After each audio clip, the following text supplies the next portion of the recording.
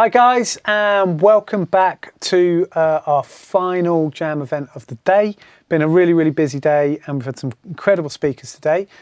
We've got one last guest, which is Dolly Hughes. So Dolly is a content marketing manager at Nottingham-based digital marketing and PR agency Tank.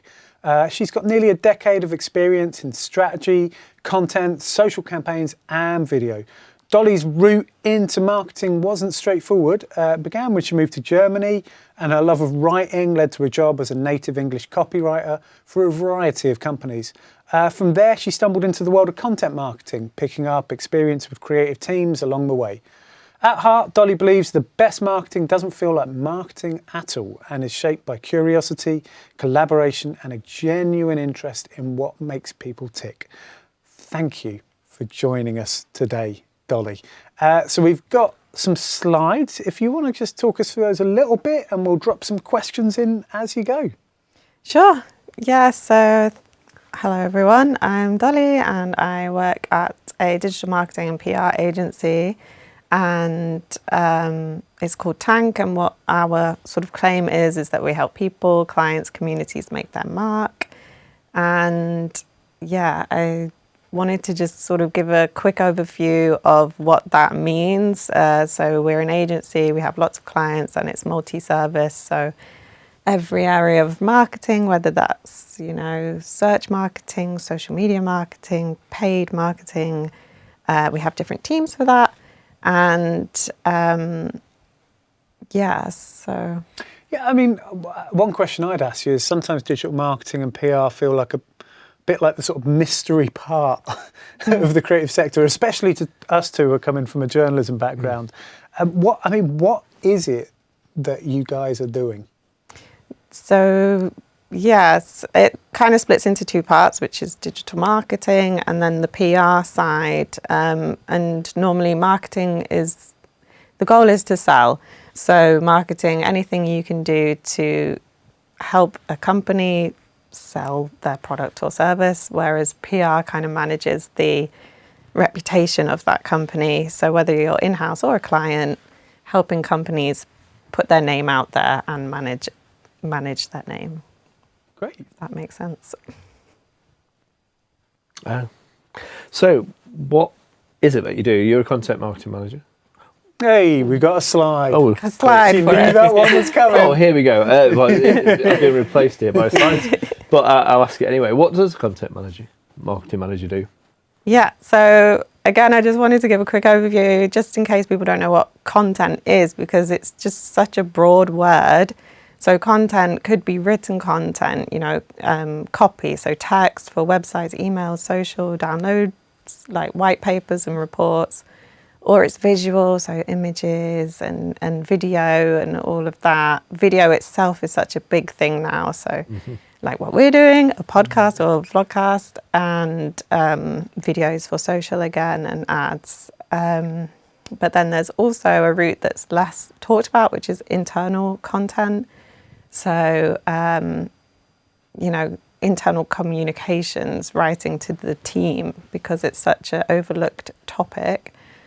But as a content marketer, you're kind of in the middle of three jobs, which is, the first would be brand management. So managing the visual, the creative, who are we as a brand? It bleeds into social media management, which I think people are more aware of. So managing all the channels, managing ideas and all of that, and digital marketing manager, which is a little bit sort of the maths of creative marketing, what channels, how much budget, all the stuff I don't particularly like. So you're kind of at the center of that. And it breaks down normally into strategy. I've put it on the slides. I don't want to bore you with it all, but strategy. So thinking about what makes sense, ideation, how do we make that into cool little bits, planning, where are we going to put it, who needs to be involved, then the actual creation, which is a job in itself. You could just be a content creator. Distribution, so where we're going to put it, which channels, whether that's YouTube or Google Ads or whatever. And then one thing that's really important is the analysis. So once we've done everything, what have we learned? What should we do again? And what should we maybe miss off next time? Cool. So digging into a couple of those if we can. I'm drawn to the ideation bit, like ideation as in coming up with ideas, right? How do you guys do that? So it really depends how big your team is. But at Tank, for example, the marketing team, we're just 2 people. So I'm normally thinking about who are we as a brand. So I work internally for the agency. If it was my colleague who works on clients, it's like, who is the client as a brand? What goals do they have? And then it's like translating your brand or your message, what you want to, how you want to be perceived, and translating that into messages that will reach the people you want to reach. So whether that's, okay, I need to push my brand to a young audience that will purchase my product. So maybe you're going to go on TikTok shop or something like that. Or if you're just wanting to position your company as a really cool and expert company on a certain topic, then maybe you're going to run some videos on LinkedIn or something like that. Yeah. And so do you dabble in the content creation side of stuff? Do you sort of find yourself actually doing a bit of video editing or a little bit of graphic design? Or? Yeah, definitely. And that's kind of, again, dependent on your team size. You could just be coordinating, but most of the jobs I've had, you're definitely doing the creation as well. So I'm on Canva all the time or in Adobe, editing pictures or filming content, interviews with the team, a bit like this. We ran a webinar last week, and creating the videos, the visuals. Is this like a constant need then to keep up with current trends and know what's actually trending and stuff? How much of your job is doing that, is keeping up with those trends? It's a massive part of it. So every morning I'm on LinkedIn, just seeing what people are talking about, what's going on, absorbing other people's webinars, keeping an eye on competitors, joining events, or just watching YouTube all the time just to see what's new in marketing in 2026, and making sure you're always just ahead so that, especially because social moves so fast. But also spotting the trends, I suppose, actually in the content that's produced on TikTok, on Instagram and everything. Yeah, definitely. That must be a full-time job in itself, just knowing what's trending, what's coming through, what's, creating a buzz. Yeah. Anything like that. Yeah, definitely. It's a massive part of the job. Cool. So, question I wanted to ask was, you said when we exchanged a couple of emails and you sent me a little bit about yourself, you said that you kind of stumbled into this career in a lot of ways. You originally started off by, wanting to be a writer, heading out to Germany, getting that copywriting job out there. So is that kind of non-linear route quite common amongst the people that you work with? And what have been the kind of advantages and the disadvantages of kind of feeling your way almost to where you've ended up now? Yeah, so even when I say stumbling in, I didn't even go to Germany. I'm going to be a writer. It was, I followed my ex on his placement year to go to Munich, and I worked in a sushi restaurant for a year with terrible German. And that's what led me to come back and think, okay, what can I do at uni? So I ended up studying German at university. And because of that, at the time, Germany loved native speaking copywriters. So they wanted those English copywriters, which took me to Germany after I finished my studies.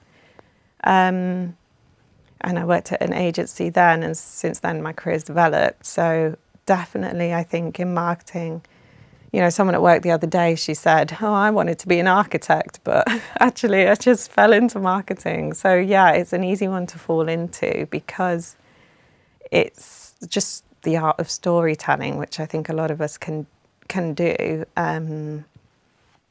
But I would say if you take the non-linear route, you do kind of fall into that jack of all trades stereotype. So if you do that, just have a passion underneath. So mine's always been brand and social, which has guided every job that I've taken, and I've made sure my skills are always topped up there.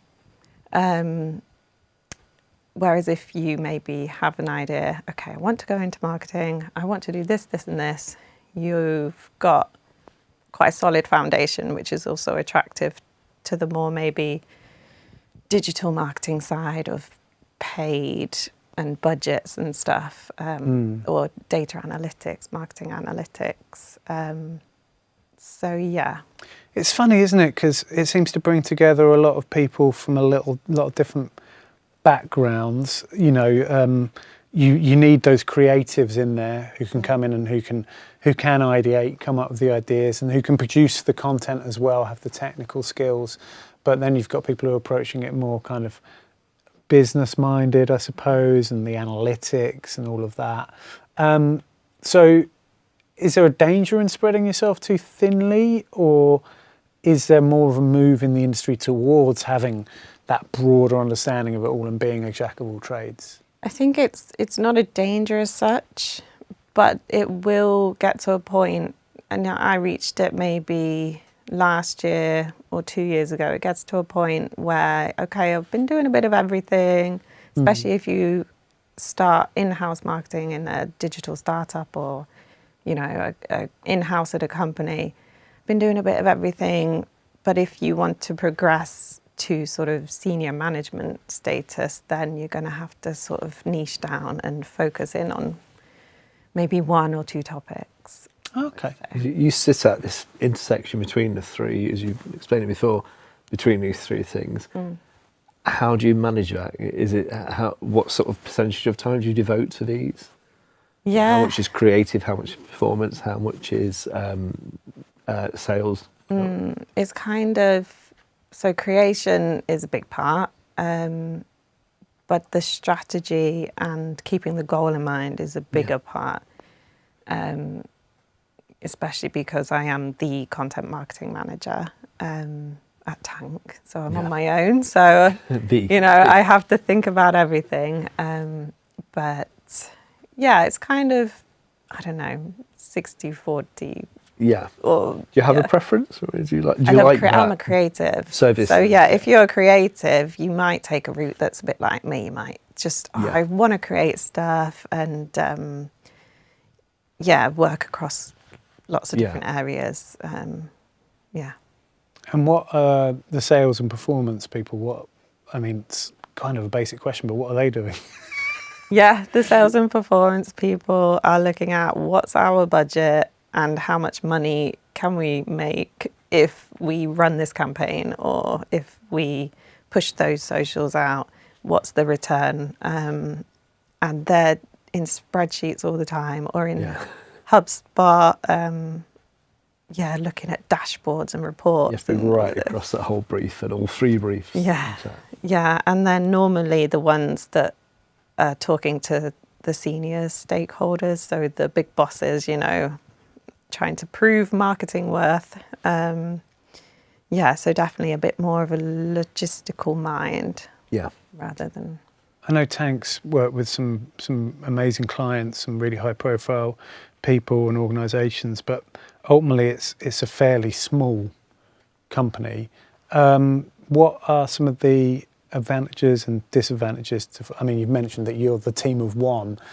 So advantages and disadvantages of being positioned in a slightly smaller setup compared to a big one? Yeah, so definitely, again, that jack of all trades kind of thing. If you're resourceful and have lots of ideas and want to do a bit of everything, then starting out in a smaller company, you know, you're a big fish in a small pond kind of thing. So you learn lots, learn quick, and do a lot of different things. Whereas if you are in a bigger company, you might end up, you know, staying in your own lane kind of thing. But equally, if you're in a bigger company, then you might also get a little bigger salary. So it's pros and cons for both of them. Of course, yeah. So Lewis John 64 asks, and I don't know if you know this, the answer, because probably wasn't you who came up with it, but why did it get called Tank? And also in Tank, with the work you've done with Tank, what are you most proud of?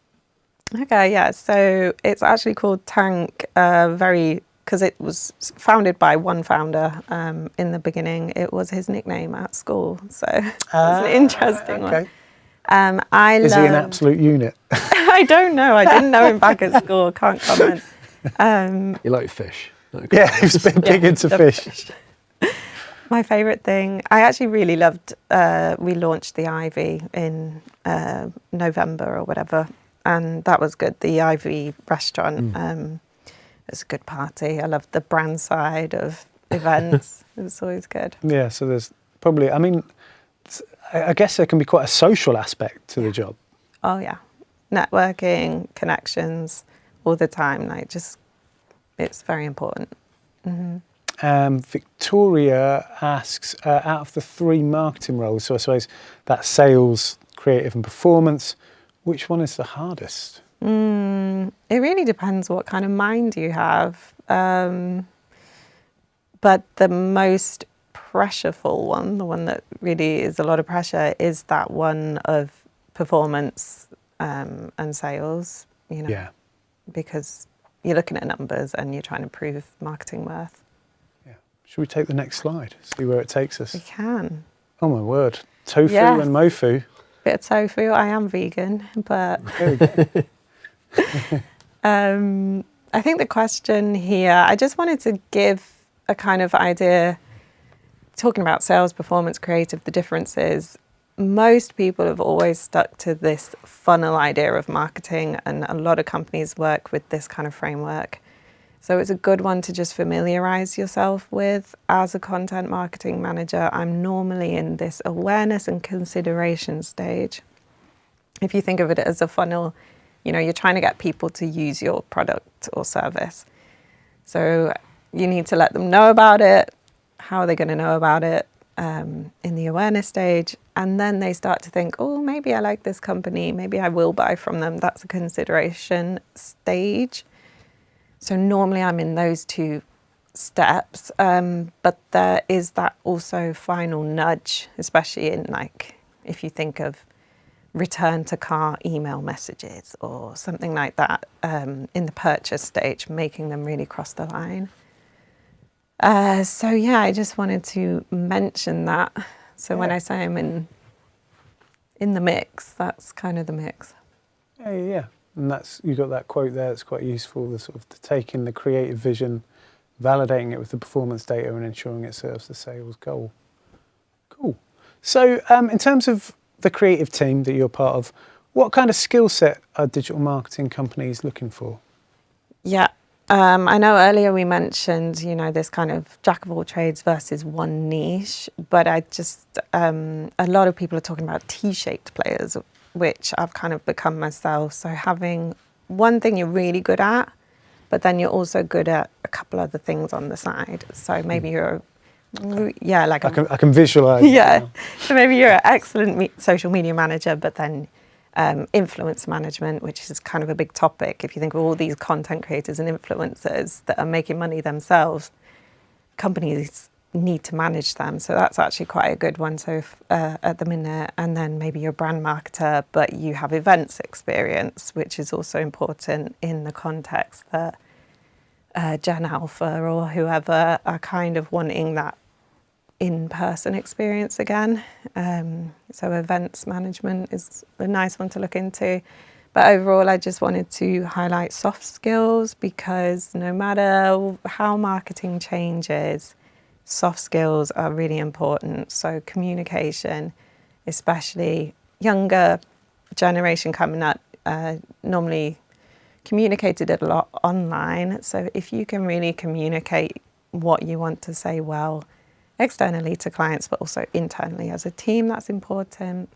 And then in the context of AI can do everything for us now, but actually it can't. And having that originality and creative thinking is a really important skill at the minute. Do you think this is an underrated thing? And you said about authenticity in things.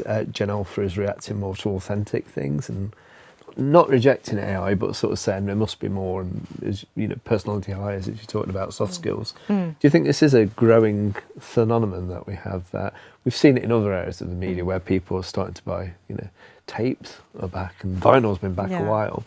People are starting to want to engage more with authenticity. Is this a trend which you're seeing coming through? Yeah, definitely. It was a big trend. Everyone was talking about authenticity last year and community-based marketing, and I think it comes so naturally to younger audiences. So people in Notts College, probably it's so natural for them they have an idea and they just want to start it and get a community together. Oh, I want to start this business, so we'll all just get together and make it happen.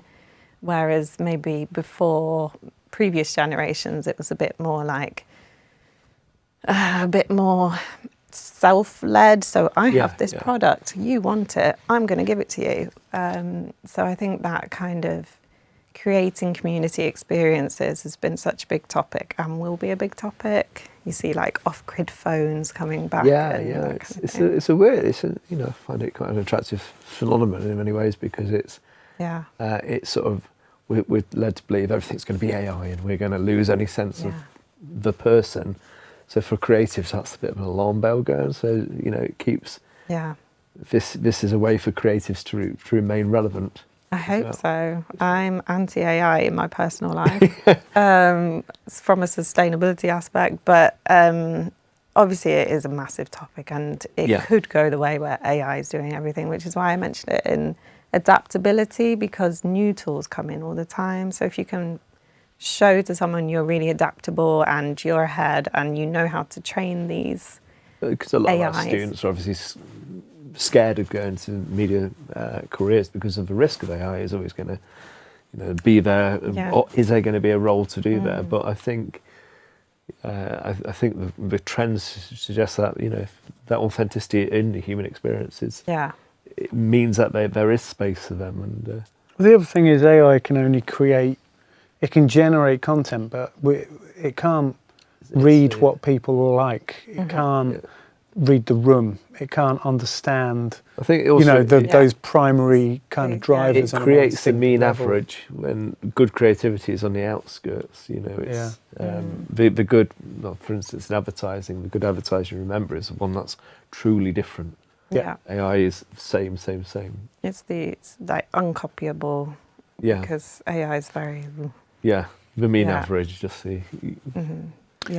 Bit of a tangent here, but we talked a bit before about how you're fluent in German. You've lived and worked abroad, and we've got a lot of students who are bilingual, whether it's Polish or Urdu or whatever, and like it often strikes me that when I talk to them, they don't seem to have really considered the kind of professional potential that bilingual thing has. So having lived and worked abroad, do you have any advice for how they could use that skill professionally? Yeah, I would just say it is a skill, don't forget about it. And, Brexit made it a bit harder, but there's so many remote jobs now. And if you say, oh yeah, I can speak that, you've just completely set yourself apart from other people.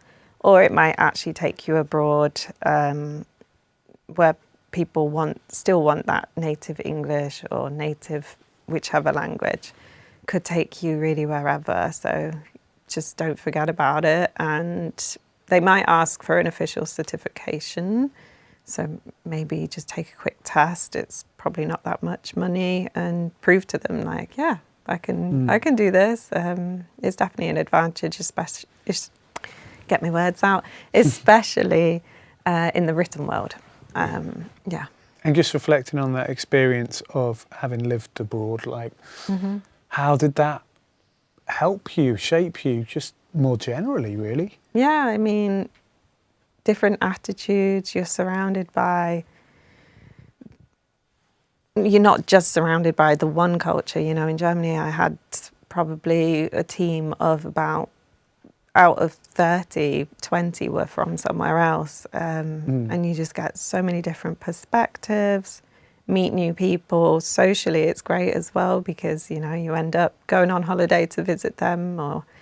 But professionally, a lot of marketing is about human attitude. So if you're surrounding yourself with loads of different human attitudes and different perspectives, then it's all going to feed into your creativity and how you communicate.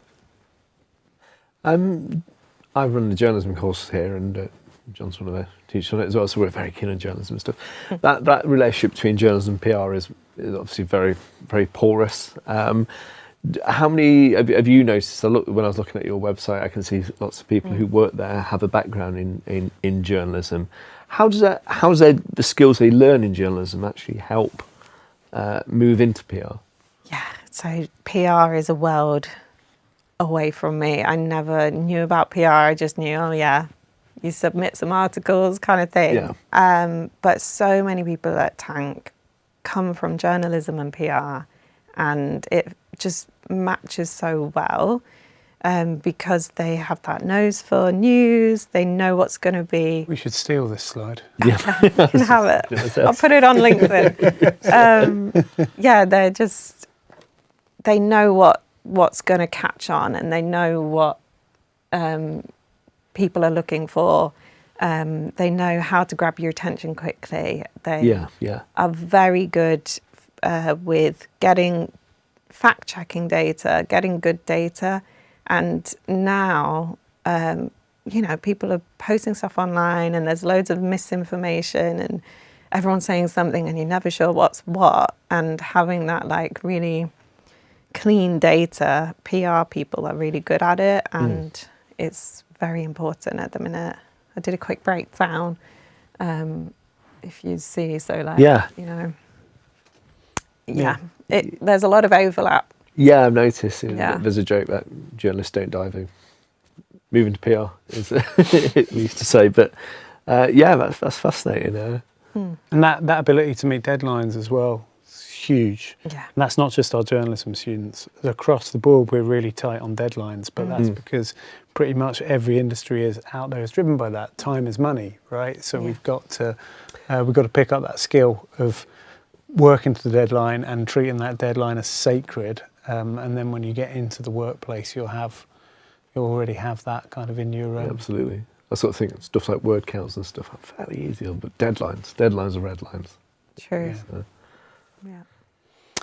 So AI, we've touched on it briefly, continues to be sort of the most talked about, probably the most controversial aspect of the creative industry's future, something our students talk to us about, something we talk to them about.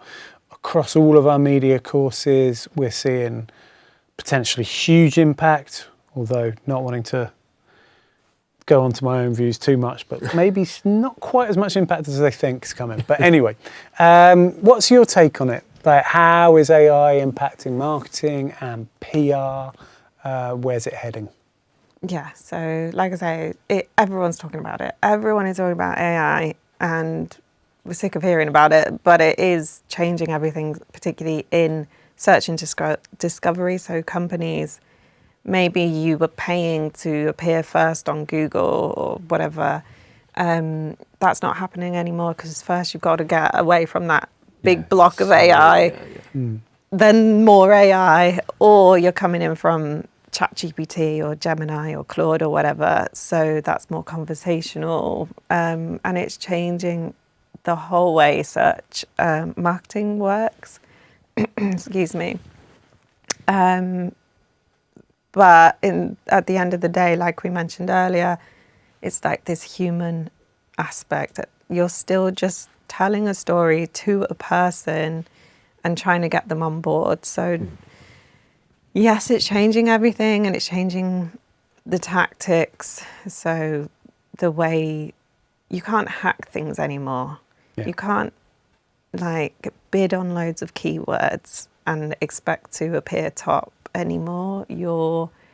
That's when brand authenticity, human experience, person to person meets. For example, Thursday, they were a dating app, and now they do in-person live events or something like this. Yeah. So it's changing how people are putting their message out there. And it's really interesting that you talked a lot about storytelling, narrative, and that might be something that people wouldn't necessarily associate immediately with marketing. Can you build on that a little bit? What is this storytelling idea?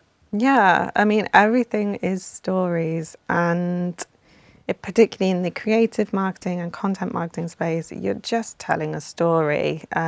So, yeah, what story are you telling, and who's listening? How are you gonna say to someone, "Oh, I have this really great product," in a way that's going to resonate, and on a sort of personal, professional level as well. Like, what story are you telling people? So, if you're going into an interview, how are you going to sell yourself in a way that really makes people think, oh yeah, they really know, blah, blah, blah, I don't know.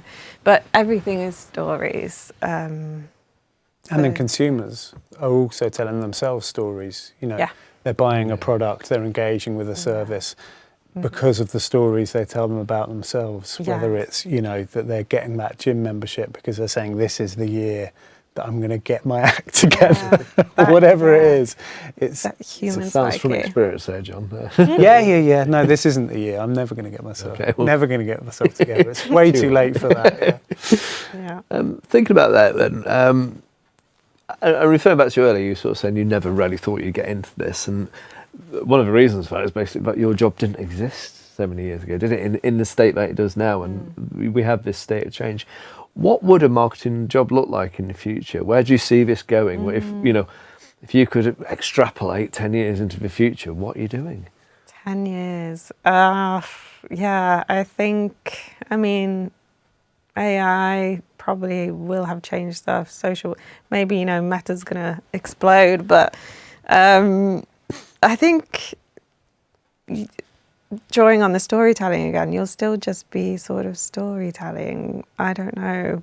It would be a different channel. It would be a different idea, because it is a constant, isn't it? It's like journalism has always been about somebody telling someone else a story at a very basic level.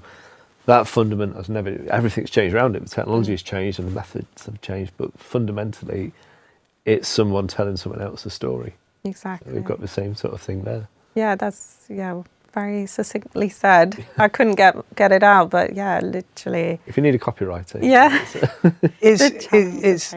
it's just, for me, maybe I'm going to be proved horribly wrong, but I just can't see how AI can replace the instinctive understanding some people have of humans' needs and psyche, and that creative aspect of storytelling, where you've got to come up with something that is different, because AI, as it stands, is just aggregating what's already there. So, the job will change, but if you can tell good stories and you can understand what makes people tick, then you're still going to be offering something fundamentally human that I can't see AI replacing. No. Yeah. In 20 years, I'll regret that when we have our AI overlords and I've been imprisoned by them for my... I'm going to hedge my bets here and say great to AI, just in case. I'm always saying please and thank you to AI. Yeah. I still, when I'm on ChatGPT, I still have to be really polite. Just in case. Yeah. So what advice would you give to someone looking to begin a digital marketing career? What can they be doing right now as well, like before they get into uni even, to help build towards that? Yeah, I put this slide together again. It's maybe a bit small. LinkedIn, get on LinkedIn. So many people are shying away from LinkedIn, either young people because, don't know what to say, or people that are like, I don't know. But yeah, just showcase things, showcase whatever, just show you're active and you're interested, and also learn from it. Portfolio, I am so bad at keeping my portfolio up to date, and then every time I look for a new job, I'm like, damn it, because they will ask for your portfolio, even if it's just a load of pictures or a few bullets on a slide or Canva. They offer a free website. You can just build it on there. Just track what you're doing. If you get a good result for someone, write it down, because it's really important when you're going for jobs. Do some free certificates, so Google or HubSpot Academy or Coursera. There's loads of free free courses out there. Work experience if you can. Even if a company maybe doesn't advertise they do work experience, just write and say, hey, can I just come and support you for a week? And normally they're quite open to it. And then what we said earlier, connecting, networking. In Nottingham, if you're Nottingham based, ArcSpace and New Art Exchange often have networking, monthly They're great socials. at New Art Exchange. Yeah, Not saying anything about ArcSpace, I just don't know them. but the New Art Exchange are brilliant. We've been down there. They're really keen to work with young people and kind of help mentor them, promote them. So yeah, it's a really good place. And a fully vegan coffee shop. Absolutely, yeah. So one of the things I always say to students as well is like, yeah, it might be free unpaid work, but like at this stage when you're just starting to get your head around this, everybody knows somebody who's got, I don't know, a dog grooming business or something, you know, that they can reach out to and they can say, hey, auntie, can I make you an Instagram account, or can I take over your Instagram account, or can I, you know, so, you know, there's always opportunities to sort of start doing some low risk digital marketing, I guess, in that way. It's all testing ground, play around, and it shows willing, and you'll learn something.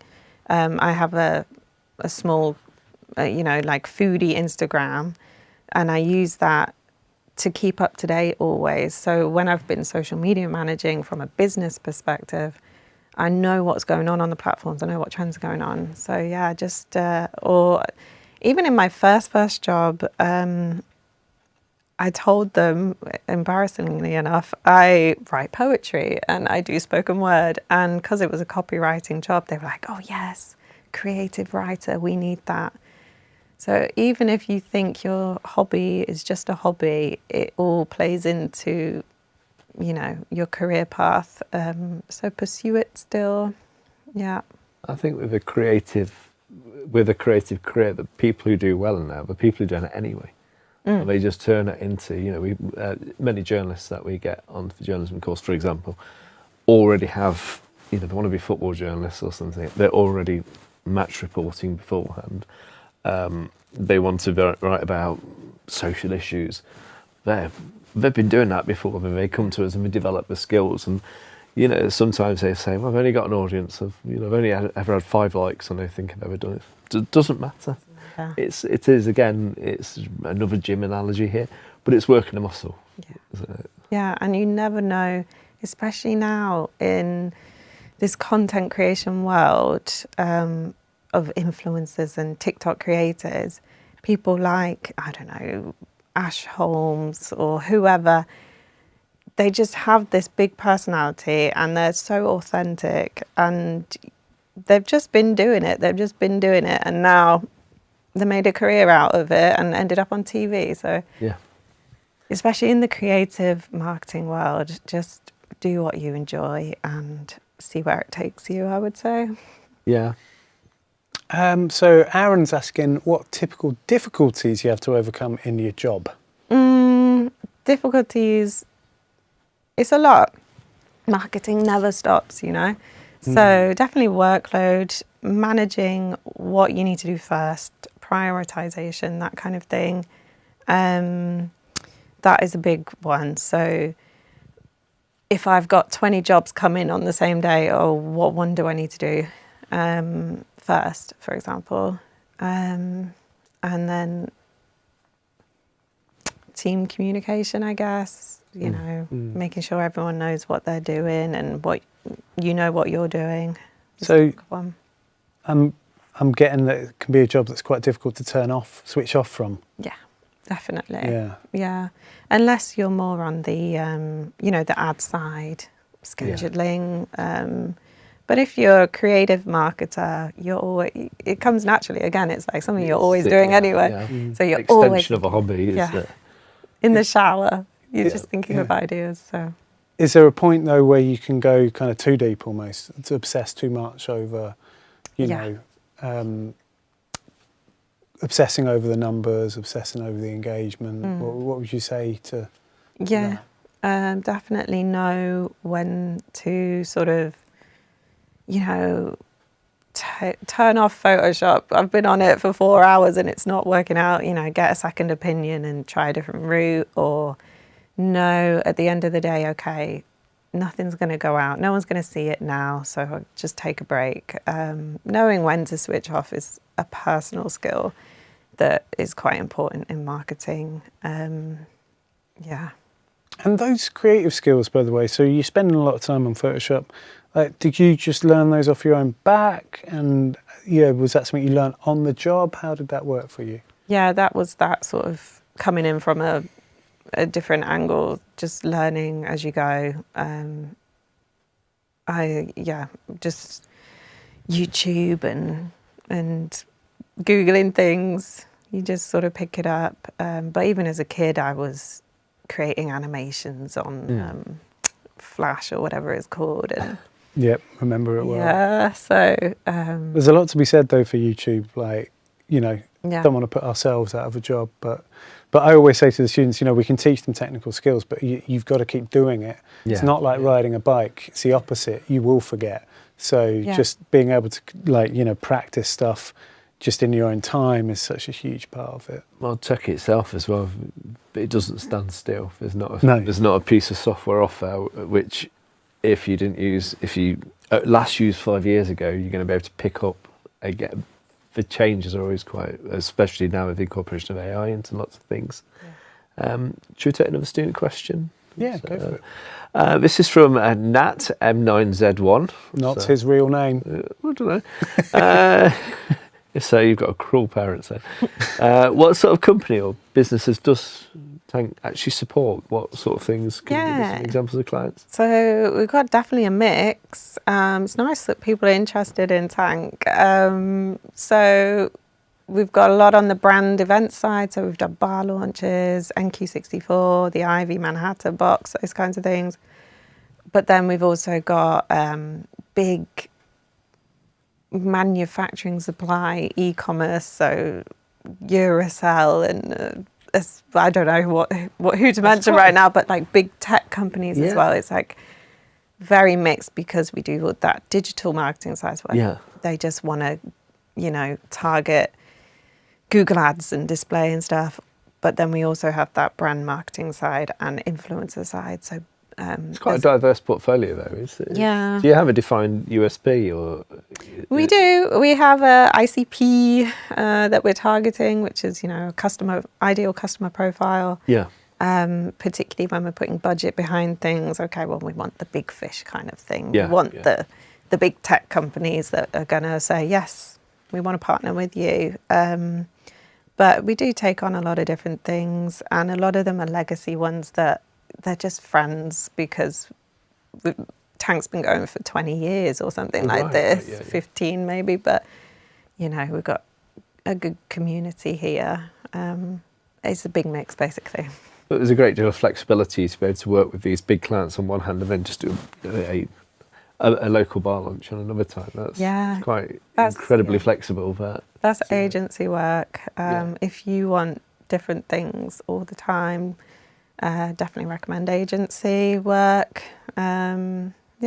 Like Emily in Paris, if it's still relevant, probably not. But she ends up in random situations with different clients. It's maybe not as glamorous, but it is. Is that your life? Fun. Basically? Yes. The Nottingham version. The Nottingham version. Dolly in Nottingham.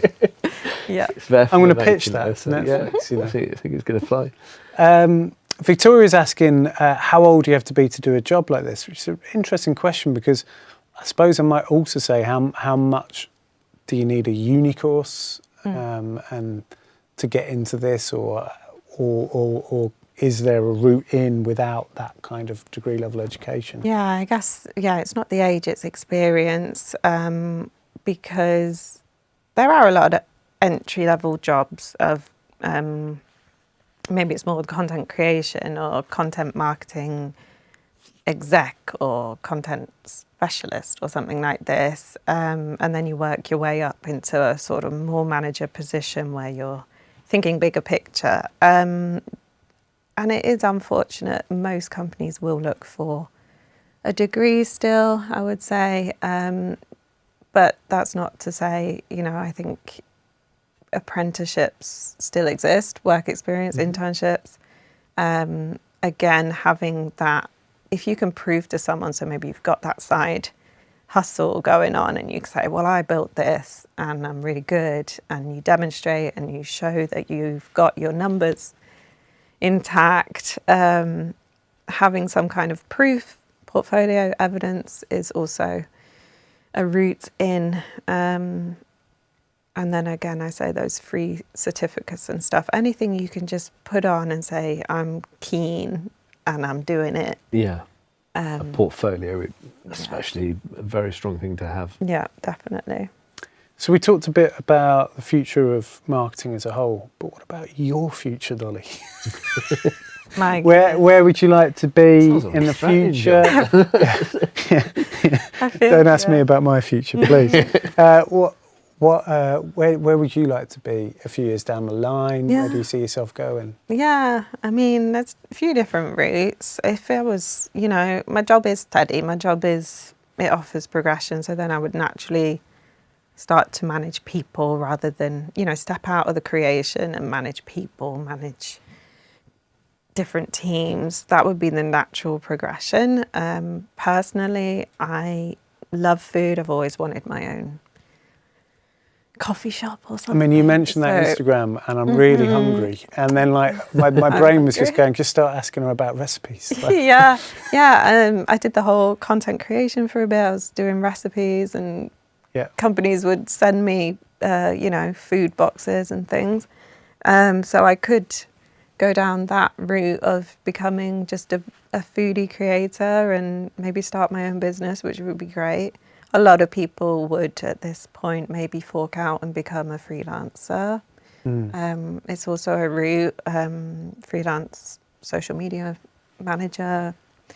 I don't know, but I think I'm at that point now. Doing things like this help me figure it out. It makes me think about the future. And you don't have to know. It's fine. Yeah. You get there in the end. I think that's marketing as well. It can really, it's so many skills that are useful in different places, so it can take you down different routes. It's been really interesting chatting to you, Dolly. Thank you so much for coming in. It's been a really busy day, guys. 4 events. I'm knackered, but it's been great. So thank you so much for sticking with us, for all your questions coming in. A little bit lighter tomorrow. We've got 2 events tomorrow. We have David Seven, who's a photographer. He's going to be with us at 10. And then at 11:30, we've got Kay Chan and Catherine Lindhorst from Dambuster, the games company Dambusters. And they're going to be talking to us about their roles as concept artists and animators. So it should be really, really interesting. We will see you for those tomorrow. Thanks again, Dolly. And see you guys later.